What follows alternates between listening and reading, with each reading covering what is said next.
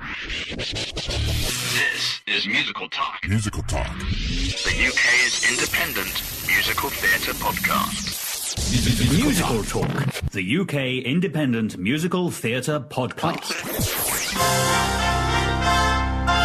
Well, hello and a happy Christmas to you all, and welcome to this week's very special episode of Musical Talk. My name is Nick Hudson. Today we're going to be discussing a sort of trend that seems to be happening in London at the moment. Well, I say trend, it's more like a thing that could become a trend, but is more than a trend than one might think. We're going to be discussing Roald Dahl musicals. Roald Dahl is, of course, arguably to many, one of the greatest British authors ever to have existed. His books, such as The Witches, Matilda, Charlie and the Chocolate Factory, The Magic Finger, Danny the Champion of the World, The Great Glass Elevator, etc., etc. I could go on. James and the Giant Peach, of course, are all sort of perennial classics in England and, as I understand, other countries as well, including America. The RSC's Matilda, of course, is an incredibly successful musical and is off to Broadway in March 2013, and I'm sure various other cities around the world. And opening at the Drury Lane this spring, or next spring I should say, is Charlie and the Chocolate Factory with a new score by Mark Shaman and Scott Whitman with direction by Sam Mendes. So I thought it'd be interesting to look back, look forward, and look at the current Roald Dahl stage musicals, of which there are more than one might think. In this episode, you're going to be hearing discussions I had with Charlie Brunton, Leslie Bricusse, Grant Olding, whom you heard from last week, Anthony Drewe, and David Wood. Sit back and enjoy the upcoming conversations. Starting with Leslie Bricusse. I want to talk to you specifically about, well, you wrote the first Roald Dahl musical, Willy Wonka and the Chocolate Factory, didn't you, with Anthony Newley? That's how you wrote the score, and various people wrote the screenplay. Including Roald Dahl himself? Well, it started out with Roald Dahl, yes. There was a time schedule problem over the delivery of the script, and he was very displeased, I gather, when another writer was brought in, a man called David Zeltzer, wrote the final screenplay for the film, and I think legend has it that Roald Dahl disapproved of some of the plot points in the rewrite, and so it didn't end happily from their point of view. I'm sitting looking at the 15 volumes of the collected edition of Roald Dahl here in my study. It was an amazing body of work. He only ever wrote, I think, 4 films. By chance, I collaborated with him without ever having met him on 2 of them, because I wrote the song for the James Bond film You Only Live Twice with John Barry, for which Roald Dahl wrote the screenplay. Very few people realize that he did things like that. And also he created the child catcher in Chitty Chitty Bang Bang, didn't he? That's right, indeed. Your project of Willy Wonka and the Chocolate Factory interests me. The thing I want to talk to you mostly about today is your expanded version, because everyone knows the film with Gene Wilder. But tell us more about the junior version, simply called Wonka. When we did the film, David Wolper produced the movie with Gene Wilder back in 1970. And Newley and we felt there should be like 10 songs in the film. There are, in fact, only 6. It was a logical thing, I thought, in a musical for each of the 5 children to have a song. But they only gave a song to Veruca Salt, a little girl very good little performer who sang a song called I Want It Now. And Charlie didn't really feature as a musical figure. All 5 of the kids should have had a song each about their particular idiosyncrasy, whatever it might have been. But that didn't happen. So later on, through my publishers in New York, the young man called Tim MacDonald became very friendly with Mrs. Dahl, Widow Dahl, Felicity, her name is, known as Lissy. And he persuaded her that a children's and college version should be done with what I just said, songs for all the kids. And so it's a much more expanded version with about 15 songs in it, which has been in America for the last 6 years, I think. Did it give you a chance to go back and look at the original songs you'd written and kind of change any of those? Well, I incorporated those. I made a couple of minor changes in 1 or 2 of the lyrics, but nothing serious. They're basically the way they were. The Oompa Loompa song stayed the same. Of course, the Oompa Loompa song was performed 4 or 5 times, because of all the Oompa Loompas commented on the 5 children, all except Charlie.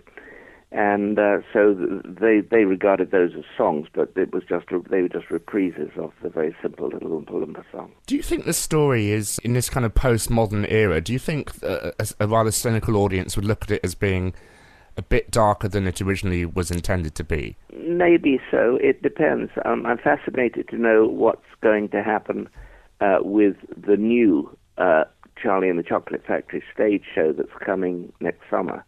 I think that will be very interesting indeed. And I'm sure it will, I don't know in what way it will have been contemporized for today's audience, but we shall see. I found out latterly that the reason it was difficult for the Dahl estate to have anything to do with the score that we wrote was that Roald Dahl washed his hands of the movie Willy Wonka and the Chocolate Factory and said he wanted nothing more to do with it, which is why I think we could never make progress on turning it into a stage musical, which is why the new musical is a completely different one. And we'll see what happens. But I think they were honoring his request that nothing should be done involving him and the Willy Wonka film. So that's why it's a completely new project. It was, I think, the diplomacy of Tim MacDonald and his relationship with Mrs. Dahl that enabled us to do the children's version that we did. So that was all very amicable. So when you and Anthony started the film, was the book written, or were you there from the very beginning guiding the narrative, or did you come on board with one of the new scripts, or tell us what happened there? No, we were shown a screenplay, and we knew where the songs were to be. We just picked the titles and agreed where they would go with David Wolper, and it all happened very quickly. I mean, we were in and out of the project in like 3 weeks. We just wrote the 6 songs and went on our way, not knowing the amazing things that would happen with the film and how celebrated it would become and how long it would live. The first surprise was Sammy Davis Jr., very unexpectedly, although he had recorded a lot of my songs and Tony's songs through the 60s and 70s, suddenly his recording manager had him record The Candyman, which took forever, but it took about 10 weeks to get to number 1 in America, and it remained number 1 and was the biggest hit single that Sammy ever had, which was really bizarre. Very unexpected that was. But the song I think that's endured most of all from that score is Pure Imagination. Yes. But again, it wasn't sung properly in the film, in that Gene Wilder did it, but he did 4 bars and then there was a hesitation, so it wasn't sung through as a song the way it should have been. It stuck to the wall and is still around. Talking about songs coming unexpectedly, 20 years after I wrote, Newley and I wrote Pure Imagination, Michael Feinstein, here the keeper of the Great American Songbook, was doing an album which he wanted to call Pure Imagination. And he said, it's not long enough. The song has only got 1 short chorus. So 20 years after I wrote the first chorus, I wrote the second chorus, which now went on to Michael's album and is now incorporated in the versions of the show that we do. And what do you think it is about Roald Dahl that makes his stories for children and adults so long-lasting, whatever you want to call them, that there's something about them that they just seem to never die in popularity? I think there are various reasons. I mean, I think he's unique, Roald Dahl. He's eccentric.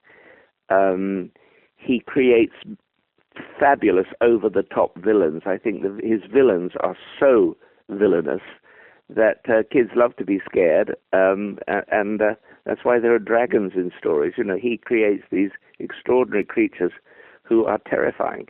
Apart from in Charlie, because they had to add Slugworth into the film, didn't they? There's no real... Yes, well, Slugworth is the sort of the agent of evil, really, if there is one in that story. But he does create very unpleasant characters. I think Charlie is one of his most straightforward heroes. And also the children could be seen as villains because they're all trying to get the golden ticket as well. The eccentricities, I mean, the 4 grandparents all sleeping in one big bed. You know, he creates wonderful images. That's why I think illustrators loved his work. And Quentin Blake, of course, is exactly. Roald Dahl's eyes, in a way. The perfect illustrator, had he not been already allocated, would have been Ronald Searle, would have been a wonderful illustrator for Roald Dahl, because Ronnie Searle was as eccentric as Dahl in his drawings. so they were a perfect match for one another. Also, Mel Stewart has recently passed, and they celebrated by re-releasing a big box set of Willy Wonka and the Chocolate Factory. I bet that was great for you to see. Yes, I had lunch with Mel Stewart a year ago. That's the last time I saw him. And he spent the later years of his life absolutely dedicated to the ongoing promotion of the show, and he was delighted with all that happened to it because it was the greatest success he ever had. And tell us about Walter Schaaf's input into the soundtrack for Willy Wonka and the Chocolate Factory. Well, I didn't have a great deal to do with that because I was back in Europe by the time the film was made, and my perennial musical director is a man called Ian Fraser, who goes right back to the beginning of my life with Newley when we wrote Stop the World, I Want to Get Off, and has stayed that way. Walter Schaaf was allocated by the filmmakers to the thing, but we got nominated for the score, but there was no Oscar around that year. But it was a successful piece of work, and he did a very nice job, Walter Schaaf. Tell me how you and Anthony wrote music, and how you yourself write. Do you play instruments, Leslie, or do you do you work with the musical? No, I when I write alone, sort of words of music come together. I either get usually first comes the title. The title is the key to the song because then you know what the song is about. One of the advantages of writing musicals is that instead of picking an idea out of thin air, which is what you have to do for an individual song, all musical songs in musical plays or films have a context. So you know what the song is going to be about when you get there, and you know about who the character is, so you know how that character would approach whatever it is he's going to sing about. So musicals give you that instant advantage. And I've been lucky enough in my life to work with a lot of wonderful film composers, John Barry, John Williams, Henry Mancini, those great people. And Newley and I had a very strange... We're not trained musicians. I mean, I can find my way around a melody, but I'm in awe of the great orchestrators who can take a song and turn it into something quite wonderful. But Newley and I did together what I do alone, which is we would sit together in the room and make the song happen, words and music. Either it would be an idea I would start and Tony would take it and develop. He tended to develop the melodies more, and I tended to develop the lyrics more, but on my own I do both, obviously. We had a wonderfully easy, extraordinary way of writing songs, and we were very quick. If we spent a day working together and didn't have a song at the end of it, we'd be very depressed. But it just happened naturally and easily, so that seldom happened, that we were depressed. So with Willy Wonka, did you have the book, the novel with you as well, or were you working purely off the film? Yes, no, he gave us the book. We said where we'd like to put the songs, but of course, as I said, we wanted to put in more songs than they wanted in the film. So we ended up just writing 6 songs, which we did quite quickly. I did see Matilda. We had a great evening at Matilda. I think it's wonderful. The energy coming off that stage is mind-boggling. And again, a superbly over-the-top villain. And of course, Broadway's getting Bertie Carvel, which would be very, very good. Yes, that's in the spring, I think. We're looking forward to seeing what happens with the new Charlie and the Chocolate Factory. But Leslie, thank you very, very much for sharing your thoughts on the original Roald Dahl musical, as it shall henceforth be known, Willy Wonka and the Chocolate Factory. Well, it's a pleasure to talk to you, Nick, and thanks for calling me. Thank you very much. Take care. Bye-bye. Grant Alding. I want to talk to you about your production of James and the Giant Peach that is playing in... It is. It opened a couple of weeks ago, yeah. And we're recording this in sort of end of November. This episode is going out on Christmas Eve. Wonderful Christmas show. We're going to be talking to David Wood as well. Tell me about your musical play of James and the Giant Peach. Well, I got involved. I had a phone call from the Birmingham Stage Company, who I was aware of because in my kind of first year as a composer, they were doing a production of Jungle Book, and I wrote off, submitted some material for it, and didn't get the job. So I was aware of them from that time ago, that they were people that do employ composers, that do have new scores, whether it be for plays or for musicals. They phoned me and said, we're doing James and Giant Peach, can you come and have a chat to us about it. And I was interested because of Roald Dahl. I mean, that's grew up reading Roald Dahl books. My headmaster at my primary school would take us all into his office and read Charlie and the Chocolate Factory and Boy, his memoir, to us, and fell in love with his writing and his extraordinary voice and his honesty. How he doesn't patronise his children. It's truly fantastic, colourful writing. And James and the Giant Peach, I didn't actually know too well. I'd seen the film. The musical film? I'd seen the musical film. I hadn't read the book, but it was on my radar. I'd been asked to score it a couple of times before, actually, for different production companies, and I hadn't been available. So it was something that I had a kind of knowledge of to some extent, and was intrigued by, because it seemed to me an impossible thing to stage. When you look at it, you go, well, how on earth can you do this on stage? So that's immediately interesting. I went for the meeting, and he said to me, as with many Roald Dahl projects, you look at it. Yeah, how can you do how this do you on do stage? This? And I knew that David's play existed and was, had done lots and lots and lots and lots. Then Neil Foster, who runs Birmingham Stage Company, said that Nikolai had asked for me to do the music. And I, at that point, didn't realise that Nikolai Foster was directing. And as soon as he said Nikolai Foster is directing, I was like, oh, I don't need to ask anything else. I'm there. I've worked with Nikolai three times before. I'm working with him next year as well. He's a brilliant collaborative director, incredibly creative and inspiring to actors and creatives. And any thoughts I had about how on earth will we do this suddenly were blown away. So, but that's not something you have to worry about, is it? It's the fact that they are doing it. You just... Yeah, but still you want to be involved in something where it's going to be imaginative. Be credible. Yeah, and where the person who's leading the project is going to have great imagination. And I know with Nikolai and with his creative team, Colin Richmond, James Whiteside, and his fantastic designer and lighting designer, a fantastic choreographer this time, Drewe McConey, who I've never worked with before, but my God, he's totally brilliant. We have to say this isn't a James and the Giant Peach musical, is it? No, it really isn't. It's absolutely a play. And it has these songs that exist as part of David's adaptation, which you don't have. When you get the script, when you do it as a licensed production, you don't need to sing them. You can speak them, because a lot of them, majority of the lyrics are actually Dahl's limericks, and that presents quite a challenge when setting them to music, because they really are dum-de-dum-de-dum-de-dum, de-dum-de-dum-de-dum-de-dum, and every song is like that. And you go, well, how on earth do I do this?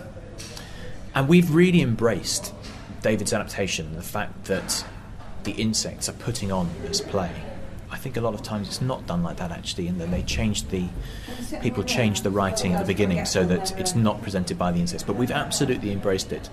And so the idea in our production is that the insects have written this music. They're all actor musicians. They all play it all. So I've embraced the limerick nature of it, made it really fun.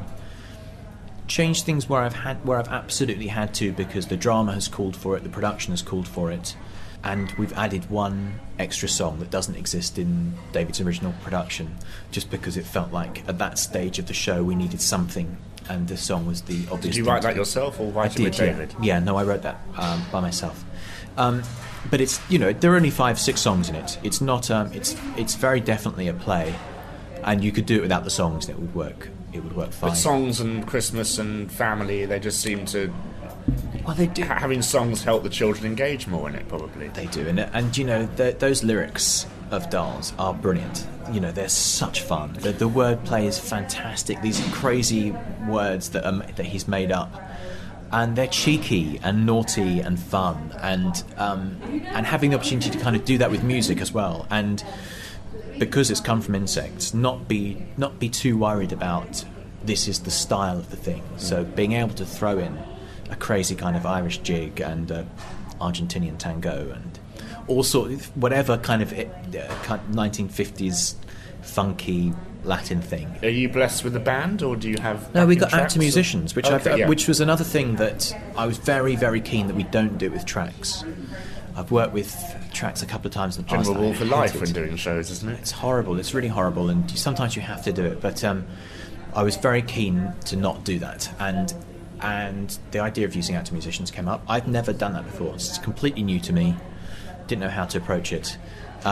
But they're an incredibly talented cast who can all play many, many instruments very, very well, and all great singers, fantastic actors.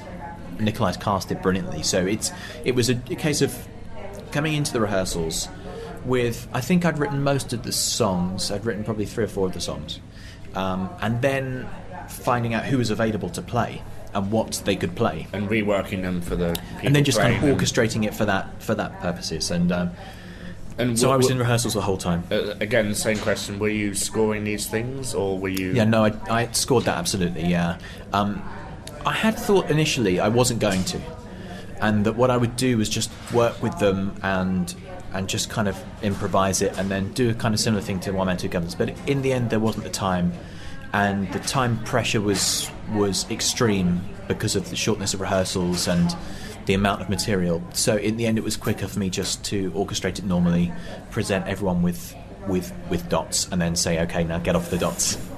And it was like teach the song, teach the orchestration, stage the number, all in one day. So, they had an awful lot to cope with, but done brilliantly. Well, you worked with David Wood, and we'll hear now what he has to say about your production of James and the Giant Peach. Making his second appearance on Musical Talk to talk about various Roald Dahl musicals and productions is our good friend David Wood. Hello, David, how are you? I'm very well, thank you very much. You are arguably the most respected person in the country for adapting Roald Dahl to stage. But as regards musical theatre, there's an interesting shift going on with that small production at the Cambridge we mentioned, and a rather larger production opening at the Theatre Royal Drury Lane in the summer of next year.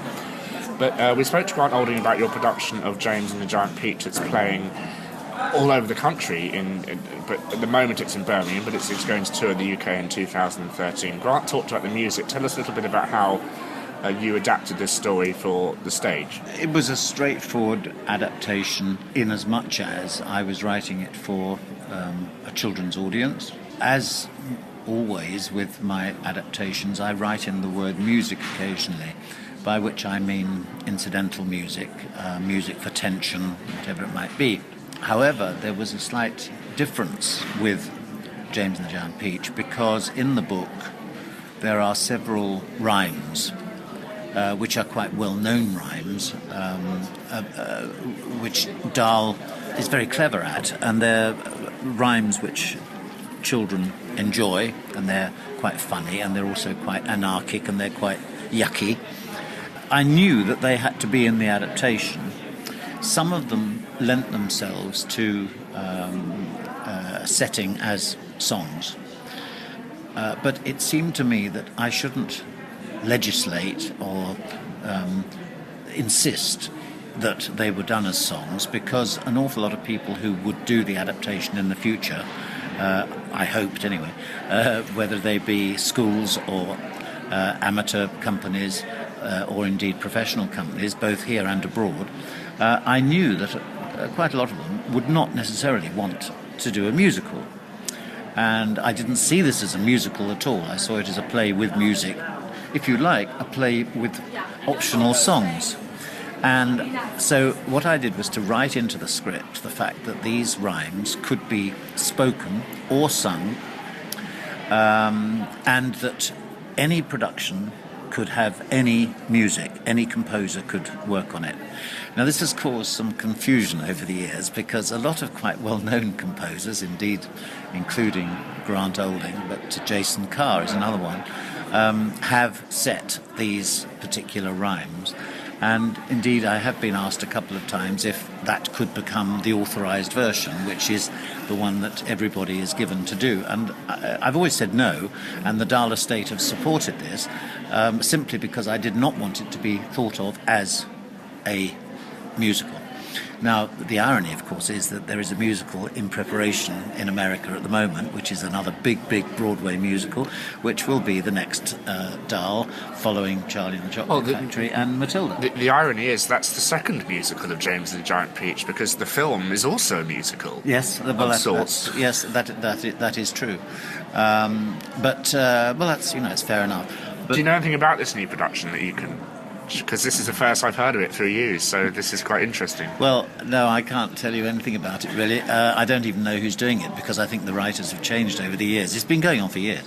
And every year one hears that it's going to be on Broadway next year, and then every next year it's something like that. But apparently the idea is to open it on Broadway rather than London, which is flying in the face of what Matilda and Charlie and the Chocolate Factory have done. It will happen, and of course it'll be huge. Now that's fair enough, but I think that my version, as long as they don't blow it out of the water completely and veto it and ban it from being done, which is a possibility, I think my version will be easier for companies to do who haven't got all the money and all the facilities that a big Broadway musical has. It's interesting, there's a production of my James the Giant Peach in San Diego Junior Theatre, and which I saw, and they did all the rhymes as rap, and it worked a treat. And of course the kids loved it. I mean, the children in the performance, the young people, that was their music of the street probably, and they related to it, and the words came over very well. You could hear them all, and the rhymes worked extremely well. So no, that is what happened. Now Grant was invited by Nikolai Foster, the director of the current production of James and the Giant Peach, using my adaptation to write the music for it, which he did, and he's written a new song as well. You said he's written a new song which is illegal, actually. He didn't say that. Well, it is in the sense that it is not permitted to write new songs by you or the Dahl estate, or both. I mean, this is the adaptation, and if you set a precedent, anybody could do anything with it. Anybody could say, well, let's write another song for the Centipede or something, So that is not strictly speaking allowed. However, it's still in the show. If I'm absolutely honest, I mean, there's nothing wrong with the song, but I don't think that it helps the show. For various reasons, which I won't go into. I mean, it seems to me irrelevant, but it is at the moment being allowed to stay in the show, and it fits in within the conception, the director's conception of it, and I can see why he wanted something in at that particular moment. But no, it's some people find it a very strange thing, whereby they open a Samuel French script and they see that they can provide their own music. But that's wonderful. I mean, I wouldn't say it's strange. It's more, it makes it feel that the theatre company are giving that production something unique that you won't see, like the rap, for example. You won't see that in the in the Birmingham production, for example. No. Well, you might do. I don't know what styles Grant has used, but no, this is absolutely true. Now, having said that, what sometimes happens is that I get a message through my website. People write in and say, we want to do a production of James and the Giant Peach. And this might be a school, or it might be an amateur society, not an operatic society necessarily. And they say, can you recommend us to any music that we could use, because we don't have a person available who could do it. And what I tend to do, there are 5 or 6 composers who I know about, who have done it, and whose productions I've either seen and thought were really quite good, and all of whom have websites, and all of whom, as far as I know, have copies of their music available. So I sometimes say, well, get in touch with these people, and you never know, they might be able to help you by providing something. But what I'm not doing is recommending one particular one, partly because a lot of them are very good, and they're very settable. I mean, a lot of these rhymes are very nice for composers to set. And it's good as well, probably even for kids to set it to song. Absolutely. That's what I really would like to happen. And indeed it has happened, whereby a school production, the children with the music teacher or whatever have put together a score themselves. And I like to feel that by giving them that freedom with this material, which is highly sort of copyrighted material, that it does give an extra edge, an extra excitement to the production. And also, of course, they can provide or produce the kind of music that the people involved are going to relate to and enjoy doing, which might be any style of music. It doesn't necessarily have to be musical theatre music. And although... whatever that means. Well, interestingly, the rhymes, yes, they do have a rhythm and a set rhythm, and there is occasionally a limerick feel about them where there's a sort of payoff punchline at the end of a verse. But the number of different settings, totally different in rhythm, in atmosphere, quite apart from the actual dots, the different things that people have done with them are quite fascinating. And I mean, it would be a good. I'm not saying necessarily for a PhD student, but someone could take it as a project and go to all the productions that they've been in the world. So they'd say, can we have the music and listen to it? And it's fascinating. It'd be nice to do a production with sort of one song from each, the best of. Yeah. Yes, it might become a bit academic, mightn't it, if we did that. Anthony Drewe. I wanted to talk to you about Roald Dahl today because I associate you with family shows and writing for children and families, and you're kind of a big voice in this country for musical theatre and, again, writing for families, Peter Pan and Honk and Just So and Mary Poppins and all these other... Many more coming, I'm sure, Three Little Pigs. There are some more on the way, yeah. Before we turned on, you started by saying you weren't that familiar with Roald Dahl because we're of a different generation, dare I say. Sadly, we are. So no, I was very, I was born in the early '60s, and I was very much Enid Blyton fan, and I first became aware of who Roald Dahl was because he presented Tales of the Unexpected on television. Do you remember that? No. I know of it, but I knew of that partly because one of my father's cousins was one of the directors on it, John Gorrie. And Roald Dahl used to be sitting in an armchair beside a fire describing an unexpected story that was about to then be televised. And it was very popular. Sometimes they were half an hour, sometimes they were an hour. And that's how I knew the name Roald Dahl. And it was sort of my younger sister's generation, who started buying James and the Giant Peach and some of those stories. So I knew the titles, but I was by then a little bit too old for them. Because you don't have kids, do you? I don't. So that would have been the way... my father introduced me to Roald Dahl. He read all the books to me. Then I got all the books on tape and things, and then eventually bought the books and read all of those. So, but to other family members, you found his... Well, I was like that with Enid Blyton. My mum loved Enid Blyton stories. She loved reading us Enid Blyton stories, and I then started reading The Famous Five, The Secret Seven. Noddy. Noddy. And where's that musical, Anthony? David Wood's done a Noddy. Oh, okay. Yeah, he's done The Adventures of Noddy and The Further Adventures of Noddy. In fact, I took my nephews to it. It was one of their first theatrical experiences, was seeing Noddy. We're hearing from him later. With a goblin in it. I remember the nasty goblin.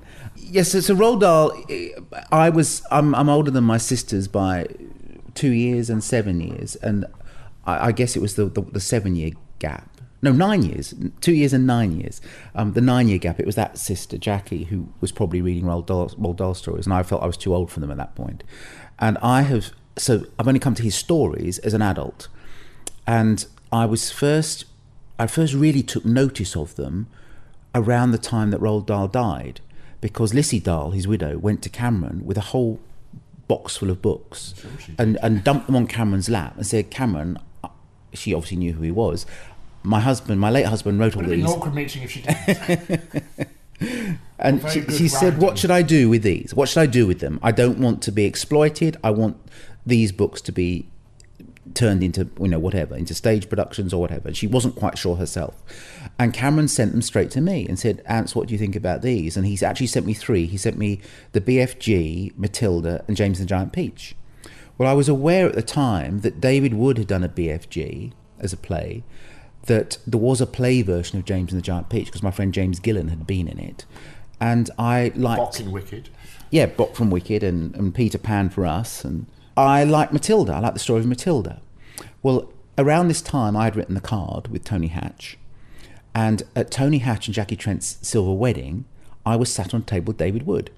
Now, I'd known the name David Wood ever since I was a child. And I told him that I particularly remembered his... when was this, though? So 1990? Oh, 99... Yeah, somewhere around there. 92, 93, something about that.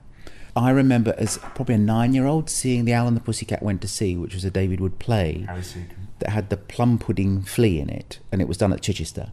And we went as a family trip one Christmas. So I was talking to David about how much I enjoyed that, and some of the other things I'd seen of his.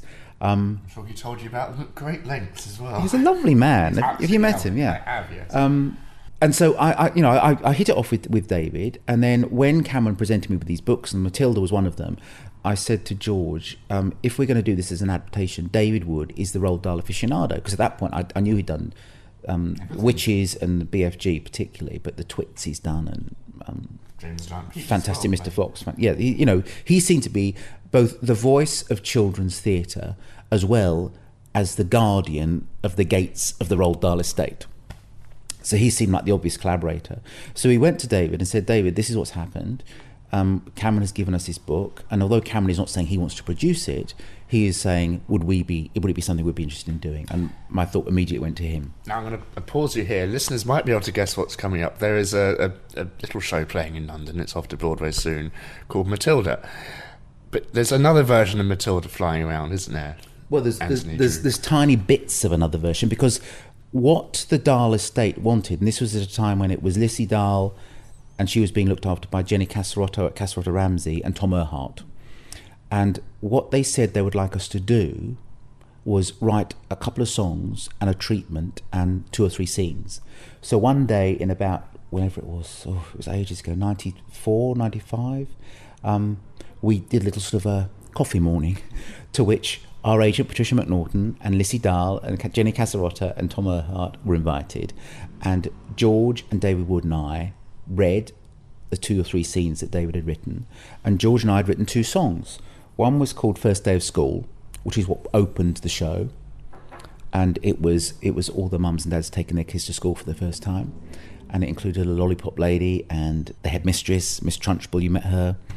And then we wrote another song for Matilda called When I See a Wardrobe, and Jenna Russell did this actually. She sang it in Warts and All, that review we did down at the Watermill in '96, and it was the Matilda character realising that she had this vivid imagination which her parents didn't, and it was basically saying when they see a wardrobe, they think about skirts, think about blouses, think about shirts. When I see a wardrobe, I think of a magic lion who's living out the back, and it was all those sort of leaps. It was what an adult with no imagination would see in an everyday mundane object, and what she saw and how her imagination took on this flight of fancy. And they liked it, and they said, great, you can do it. Well, within 2 or 3 weeks, we got a call to say, we said you could do it. Danny DeVito has just offered $1 million for the film rights, and Warner Brothers want to absorb all of the rights, the grand rights they're called. So they've got the film rights, but also got the stage rights. So we were disappointed. And we carried on talking to the Dahl estate, and eventually it got to a point when they said 2 years after Matilda the film, the Danny DeVito film, is 2 years after the video is released, you can have the rights to turn it into a stage show. Well, in the meantime, Pam Ferris, who was in the film playing Trunchbull, wanted to do it with Stephen Dove at the RSC. And we heard that because of her link with the film, the success of the film, that they were going to let her and Stephen Dove, I think I've got the right name. Is it Stephen Dove? It's someone Dove, composer. Tim Minchin. No, it wasn't Tim Minchin. He probably isn't even born at this point. They wanted to see if they could develop it with the RSC, which sort of seemed like, with hindsight, prescient. But that didn't go anywhere. And David Wood, we've constantly stayed in touch with David Wood, and he said, I'd still love to do Matilda with you boys. And then we heard that Tim Minchin was doing it. So it's interesting. It's interesting it stayed with the RSC. So yes, and I wonder whether it always did, or whether maybe it did. Maybe in that whole Pam Ferris thing, the RSC and the Dahl estate had got together and thought this is a really good idea. But it's funny. It's a bit like Honk at the National.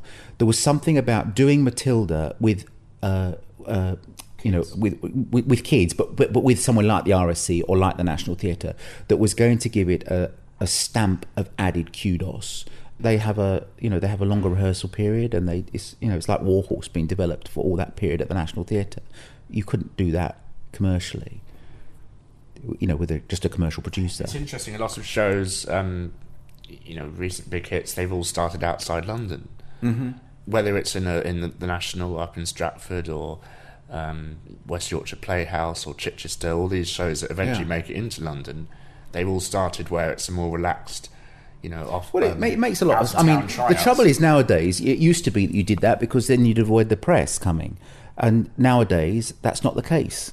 We were just talking to Sam Mendes 2 days ago about Skyfall, and he said he had just literally finished the film, and he knew he got 2 or 3 weeks before the press junket started, and as soon as the press saw it, they started reviewing the film, and they weren't meant to. They broke the embargo. Same thing happened to us with Poppins. We started it in Bristol to avoid the press. Quentin Letts came down and saw it, reviewed it. The floodgates opened. Yeah, thankfully, he loved it. But that meant Baz Bamigboy wanted to come and see it, and suddenly everybody was coming down to Bristol, which was never the idea. But nowadays, with social networks and Twitter and everything, people are reviewing it. They're out in the interval, so you can't avoid it. You can't pretend it doesn't happen. They're reviewing the set the minute they walk in. Yeah, they are. They literally are. And I've read it. I've read with what was it? One of our shows recently. Someone was appraising the set before the show had started. Oh, it was my production of Charlie Brown. Someone was saying, "Well, I like the set. Can't wait for the music to start." I'll be tweeting during the show, which is what happens now. Oh, yeah, it does. Yeah, I mean, they literally have to tell people to stop using their phones. I just wish they could invent something that stops phones from working inside the theatre. The Theatre of Stratford East done the opposite, and they're giving the upper circle is the tweeting gallery. Really? Isn't it? They have special tweeting, free Wi-Fi up there and things. But you go up there knowing you're going to be distracted by screens, and that's the only place you're allowed to tweet. That alone would stop me from ever going to that theatre. Bomb it, pull it down. We talked to Leslie Bricusse about his musical of Charlie. How do you think the new music, speaking of Sam Mendes, or of Charlie and the Chocolate Factory, will do? Because it hasn't had an out-of-town tryout like Matilda did. It hasn't got a reputation. It's very hard to find anything about it. And I've heard nothing about it other than the fact that George and I were up for it. We were working out in Los Angeles, and we were asked if we would go for a meeting with Raymond Wu and Greg Madej, and they headed up Warner Brothers theatrical division, who had done Lestat. I think that was all they'd done at that point. Wow. I know, which wasn't a big hit for them. And they said, would you boys be interested? They knew about Mary Poppins, they knew about Honk, they thought, and they knew we were British, they thought they were the ideal people to do Charlie and the Chocolate Factory. And of course, we were thrilled at the idea. And it was very complicated, I remember at the time, because when Lissy Dahl sold the rights to Danny DeVito, which was Warner Brothers, there was some sort of clause that said, in the event of somebody coming along and wanting the stage rights, Warner Brothers had the first option to match that offer. And Sam Mendes was interested in doing Charlie and the Chocolate Factory, and Sam had this strong affiliation with DreamWorks, which is obviously a rival film company, and yet wanted to do Charlie and the Chocolate Factory. I can't remember when it happened, but because Disney theatrical became so successful, lots of the big film studios thought, hang on, we can have a bit of this too. We can turn a lot of our films into musicals. And DreamWorks was one of the first to form up, Shrek. For Shrek and now for Charlie and the Chocolate Factory. Although Charlie and the Chocolate Factory is not one of their titles. So that was the complication. It was one film company. Willy Wonka and the Chocolate Factory is one of their titles, but is it? Oh, I get mixed up with which. What's the book actually called? Charlie and the Chocolate Factory. The Leslie Bricusse film Leslie discussed earlier is Willy Wonka and the Chocolate Factory, but as Leslie said, the Roald Dahl estate washed their hands of that film and banned anything else, any stage productions of it happening, and it was only through your friend MacDonald that the junior version was able to be written by Leslie. So that's why it's not this version. Right. That's made its way to the stage. Yeah. Well, at this point, when we met with Warner Brothers, we also met with Neil Street, and Cameron was kind of in the background, being interested, but not quite sure. He seems to be. And we had a meeting with Sam, and we wrote 2 songs on spec.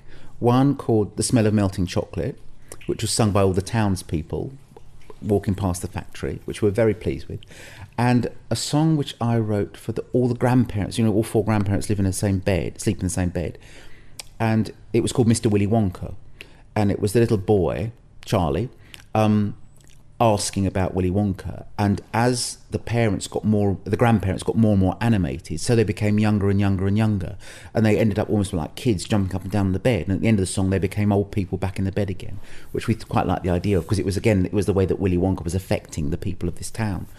And then we heard that Mark Shaman had got it, and what made us slightly, I mean, I think Mark's fantastic, but what made us slightly miffed was that at the time we were both represented by the same agent in Los Angeles, and he was obviously putting us up against Mark Shaman, which has happened to us quite a few times over the last 2 or 3 years. And yet I have no idea, because I haven't heard anything. So I don't know. It's him and Scott Whitman, isn't it, who are doing it? So I have no idea. All I know is that Sam is an amazing director. You said George has seen some of the scenery.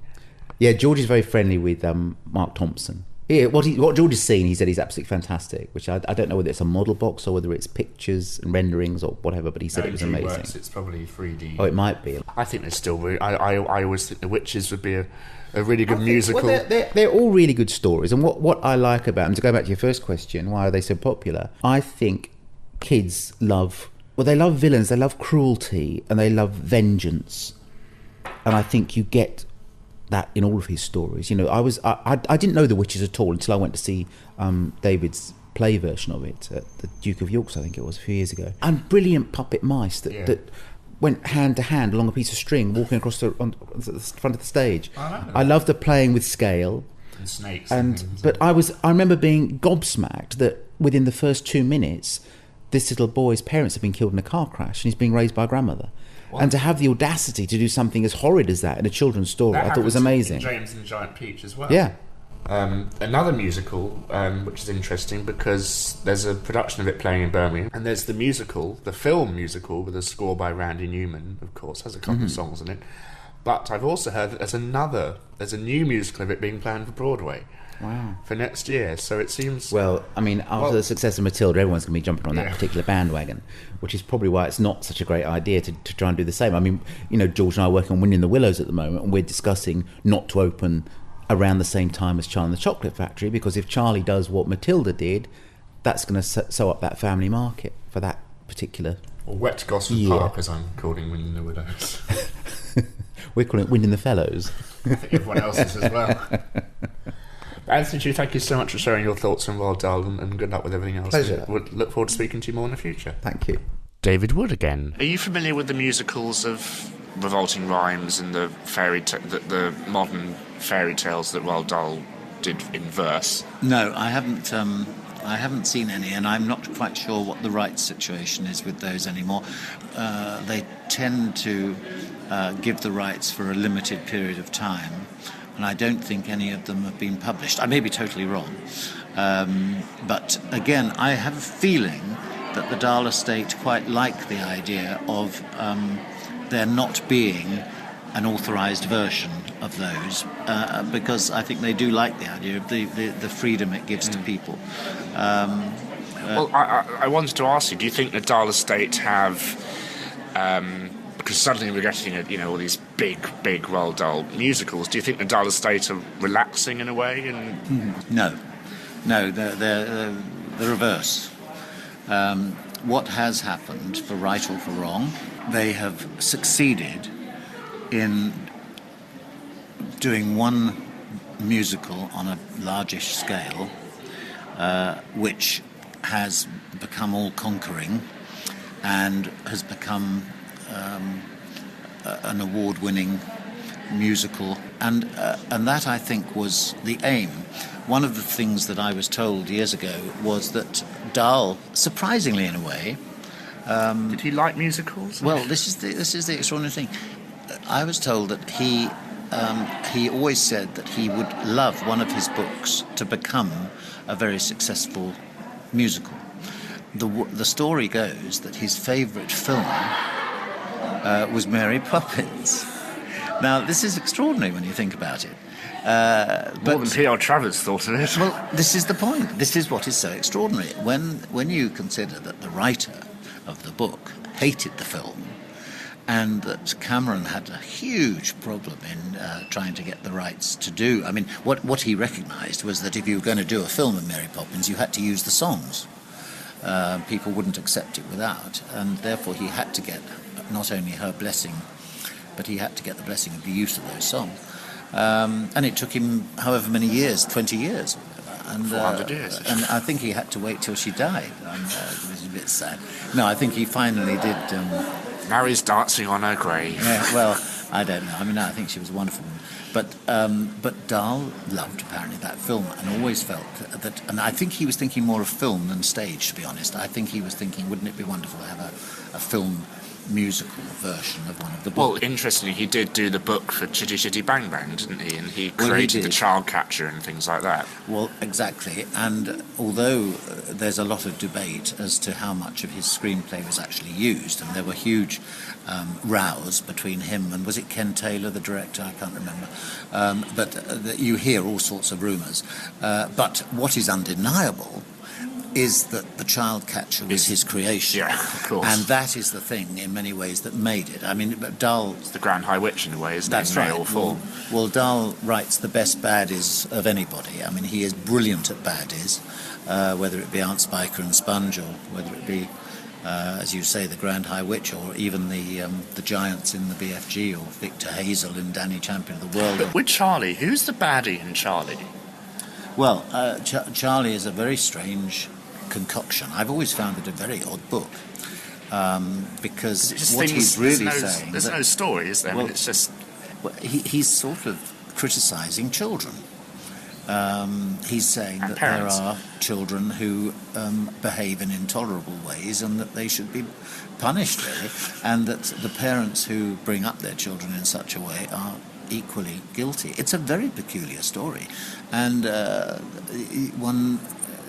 remember reading it and thinking, well, Charlie, yes, is our hero, and he is just like a lot of the other Dahl titles. He is slightly, underprivileged, and there is a sense of justice in the fact that he is given this prize. But of course, the other children who are given the prize, they get it as well. And it's a strange structure. It's a very strange structure. And I'll be very interested to see how they've done the musical version, because you've got to find a way of your audience, and I'm not just talking about children here, because Dahl is sort of broader than that, but you've got to find a way of getting your audience to really root for that main character, to feel sorry for that main character, to want that main character to succeed. That, I think, must take precedence over some of the other things. But at the same time, you've got these awful children who are, in many ways, the main part of the They're the book, baddies, aren't and they, their as demise. well? That's right. And Willy Wonka is a very strange character, of course. I mean, do we love him? Do we find him a bit spooky, a bit strange? I don't know. Especially nowadays with all the... Yeah, absolutely. No, I think it's quite a tall order. So it'll be very interesting to see what they've done. And it's taken them quite a long time to get to the situation they're in now with it. They've been working on it for years. But I think that it may well be that this is not just the second of several. I think it may be the second of lots. I mean, that's what's so interesting. So back to my original question, you think the Dahl estate have tightened the purse strings in a way more than loosened them? What they're doing is being very controlling, and they're being very selective. See, when Anthony and George and I worked on Matilda, which must be nearly 20 years ago, we were not given the rights. We were told that, we could do some work on it and present it to them. And we did, and they said no. Now, whether or not they were thinking at that point, and this never struck us, that Matilda was the biggie, and this was the one that was going to really take off, but they didn't hear in the songs, or they didn't find in my the scenes that I'd written in the book, they didn't find a certain magic or whatever. Well, and you could say, well, they've been proved to be absolutely right, and they by waiting, they've found the magic formula. and good luck to them. I think that it will affect things, and what worries me a little bit is that to only have those would seem to me to be somewhat elitist. In other words, if the only way in which you can see a professional Dahl is to pay 90 quid or whatever it be to go to Drury Lane, then I would feel that was a bit of a shame. Whether or not it will mean that my adaptations will still be allowed to be done on tour professionally and by amateur companies, I mean, I hope so. I don't know. I don't have any magic formula. You have a mortgage and things. Well, what I don't know is how they will be thinking in the future. In other words, if they turn around and say, take James the Giant Peach, that they want this new musical version, if and when it happens, to become the authorised version of James the Giant Peach. Well, I would say this, wouldn't I? I would think that would be a shame, because I don't think it would be possible to do an enormous Broadway West End in a school. It would be tricky. So we'll just have to see. But I think what has happened in the past 10 years, 15 years, is there is a realisation that these stage adaptations can be commercially very, very lucrative. And the big Broadway ones, I mean, mine do quite well, but I mean, it's nothing compared with the success of a big West End musical or a Broadway musical. And I think the estate realises that. One just hopes that they won't solely be going, even with the foundation, because a lot of money goes into the foundation, which does wonderful charitable work. But I would hope that they didn't solely go for the dollars and pounds. Charles Brunton. So I'm at the National Theatre with my friend Charlie Brunton. Hello, Charlie. Hello, you right? I'm fine, how are you? Yeah, good, thanks, good. Charlie, you are in the ensemble for Matilda, and you are playing Sergei, the Russian person who appears sometime during the show, and you are also playing a clown or an Party entertainer. But who else are you also playing that you have been doing recently? Oh yes, I cover Miss Trunchbull in the show as well. Which doesn't mean fun. You sit on her. I actually play the role. Play the role. Yeah, I don't put a sheet over her. I was on yesterday for the Sunday matinee. Really good fun. Yes, really enjoy it, really. Physically, incredibly demanding role, isn't it? Yeah, it's physically very demanding role, but it gets more manic the further you get through the show as well, particularly with the weight of the bodysuits and the costume on top of you. You often get quite bad cramps in your legs. In fact, yesterday, the hardest part is actually writing on the chalkboard. Seriously, you get such bad pain in your right arm, and you think, oh great, and I've got to flip over a vault. Well, I've got cramp in my left leg and my right arm. But I've just picked a child up. So. Yeah, I just picked a child. Actually, that bit's quite fun. I like that bit. It's very stress relieving. You pick up the kid by the pigtails and you throw her around in a circle. And let go and see what happens. And she flies around the auditorium and drops into the auditorium. Yes, that's how that happens. Wonderful. And the chalk does fly by itself. Yeah, the chalk, that's magic. It's Matilda, she moves it with her eyes. That's how it happens. It's very clever. It's part of the audition process. So you're part of the second cast, and how does it feel to be in a new version of this show? Because there were some slight changes. We talked about them on the show before. Did it feel like you were entering history in a way? Oh, it did actually, particularly because obviously before I started the show, it had such a good reputation. And in fact, before I was auditioning, I went to see it, and it's just literally, it's just one of the best things I've ever seen. So I was just so thrilled to actually be in the job. I couldn't believe it when I got it. Were you aware of the fact you were going to be in it when you saw it, or did you just see it? Funny story. My friend Matt Clark, who's in the last cast, he was on as the Doctor that day, and I was just walking past the theatre, saw the poster saying that he's on, and went to the box office, and I said, able to get a ticket? No, it was completely sold out. And I said to the woman at the box office, is there any way you could get me and my friend Matt's on? And she went, right, don't tell anyone. But I'll give you one of the company seats. It's full price. So anyway, I bought the ticket. She managed to get me in one of the company seats last minute. Just as I left the box office, I got a phone call from my agent saying, oh yeah, you've got a casting next week on Monday for Matilda. And I thought, oh my God, I've just got a ticket for that. How weird. And who helped you with the songs? Oh, Rosie Ash, the wonderful Rosie Ash. And Susan as well. Susan Humphrey, she did this bit and Jonathan Cohen. And Jonathan Cohen as well, of course. Jonathan Cohen, the whole team of people. Yeah, I've got a whole entourage. entourage. My whole entourage of audition assistants helping me get the job. But it worked, and now Yes. you're in Matilda, playing a various amount of characters. You had to learn Russian. Oh yes, you dodge but yeah, really good fun.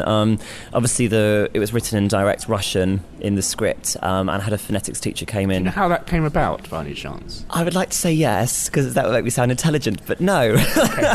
Well, it's very simple. Michael Boyd, who is the yes. artistic head person at the Royal Shakespeare Company, yeah. speaks fluent Russian. Matthew does as well, apparently. There you go. I always thought that was the link, but oh well. Oh, I forgot the first question. Yeah, the first question about. Charlie's very excitable. I'm very excited. I just had a coffee as well. It was really good entering the show, particularly when they were reworking the opening number as well. It's like they reworked it for us in a way. All those particular partner work, the parents in the background, they've all got sort of different backstories, and the way it was all choreographed with Peter Darling stuff and Ellen, his assistant, who's wonderful.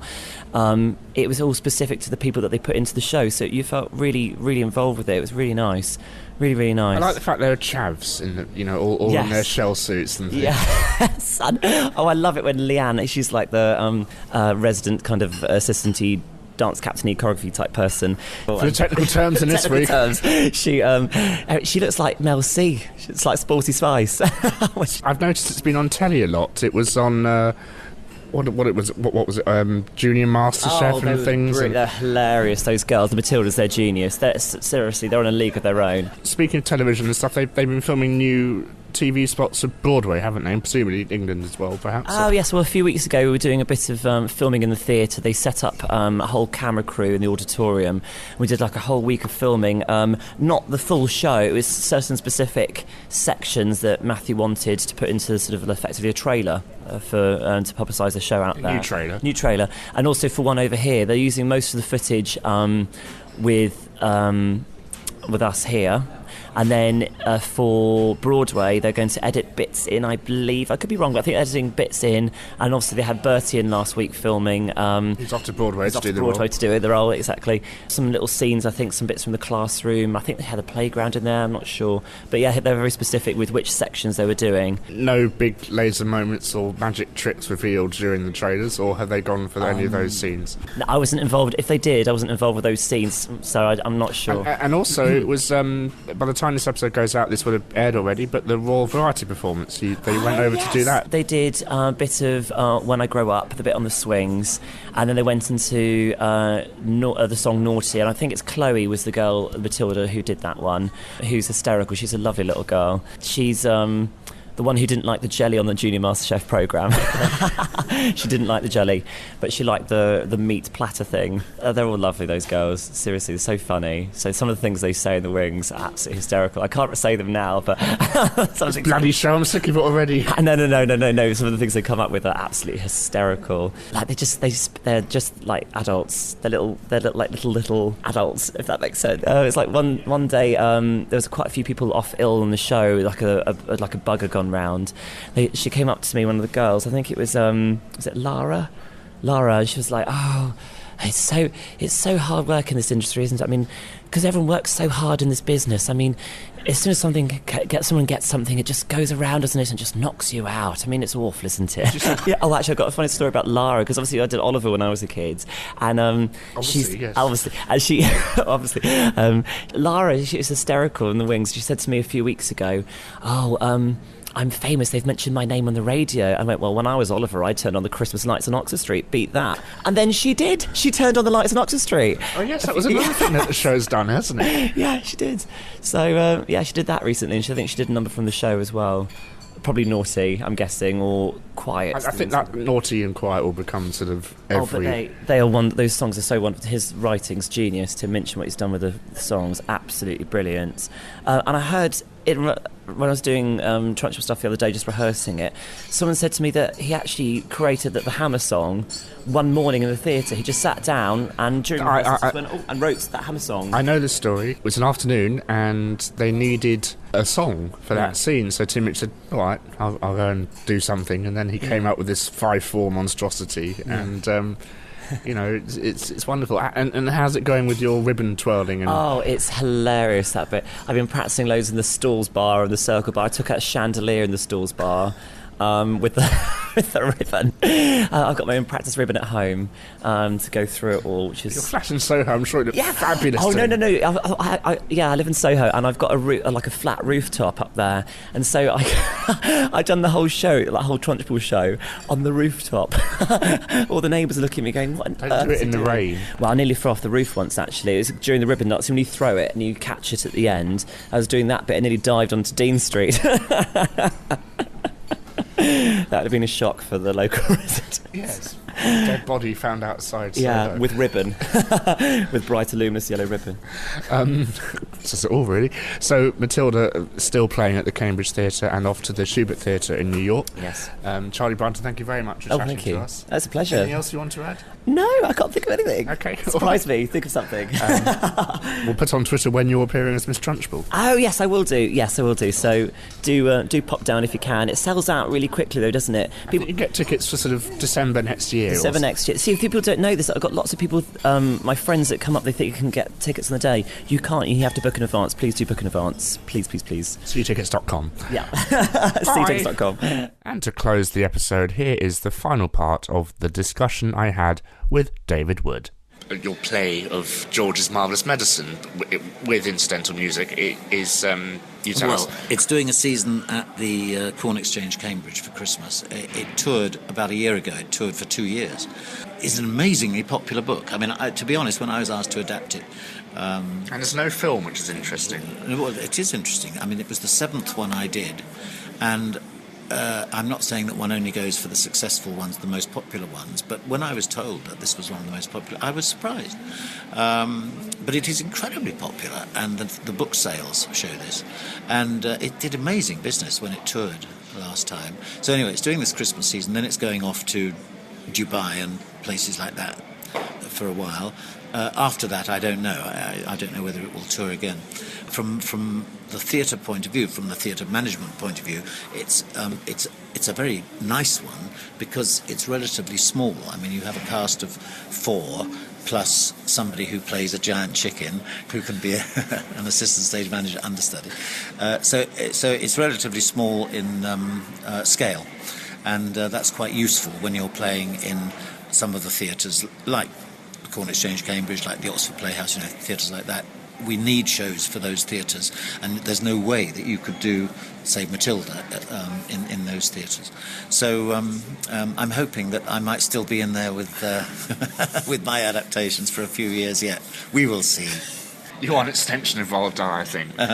Well, I would like to think that I am faithful to him in my adaptations, but I do have immense respect for him. Well, the fact that his stuff can play in Dubai, yes, and England, yes, oh yes, but as the years have gone by, when I first did the BFG, which was my first one, I think it was 22 years ago, and I respected him hugely as a result of doing that. And as I've done more and more, it's been fascinating delving into his mind in the way he structures things, and it's a very strange mind, it's a very anarchic mind, it's a very pro-child mind, and there are lots of ingredients in his stories which are both classic ingredients of all stories for children and so on, but there are a lot of new thoughts and contemporary thoughts as well.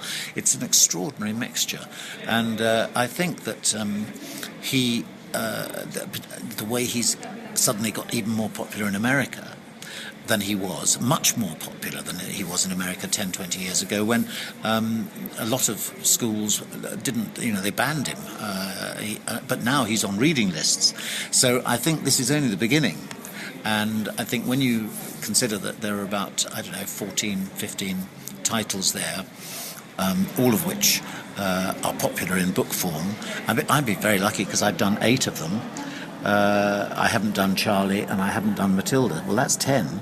but there are a few more, and I think they'll just go on and on. They won't date either. That's the other remarkable thing about his writing, that they feel quite contemporary. Even one that was written 30, 35 years ago, like the BFG, the fact that you've got the Queen of England in it, the fact that you've got the head of the army and the Air Force, there are these contemporary references. Very, very clever, and yet with a traditional subject like giants, from fairy tales, Witches, which have been there, witches as well. That's right.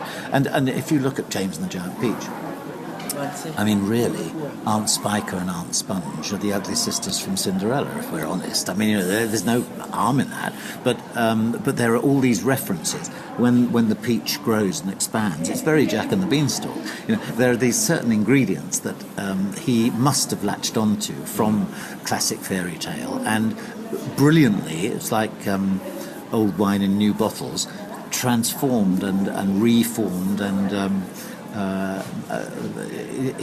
in a masterly way, found a way of empowering the child, because the child protagonist is always the most important character who children readers identify with, and providing a huge variety of stories. I mean, I think that's what children love about Dahl. I was in a school the other day in Bolton, and it was a very, very sort of multicultural school. You say Baltimore for a second. No, not Bolton. No, Bolton, near Lancashire, and they were all loving Dahl, and he was almost the equivalent. I mean, when I was a child, it was Enid Blyton who taught us to read, really, but I believe it's now Dahl.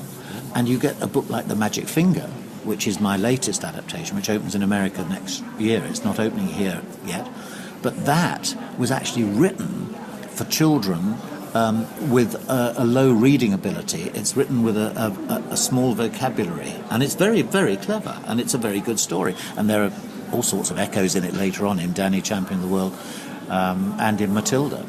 But very, very clever at getting into the mind of a child, and well, it's very anti-adults, really, and it is anarchic, and it is all the things which people who do complain about Dahl is, but I mean, that's why it's so delightful and why he's so loved, I think. So, there you have it. I hope you've learned a bit more about the past, present and future of Roald Dahl musicals. A bit of a Christmas carol thing going on here. A very Merry Christmas from all of us at Musical Talk, from Thos, myself, Andrew, the various Andrews, and everyone else. We hope you have a lovely time, and we'll speak to you in the new year in 2013. My name's Nick Hudson. This episode has been Copyright Musical Talk 2012, except with the songs where the copyright persists with the original creators. Bye-bye.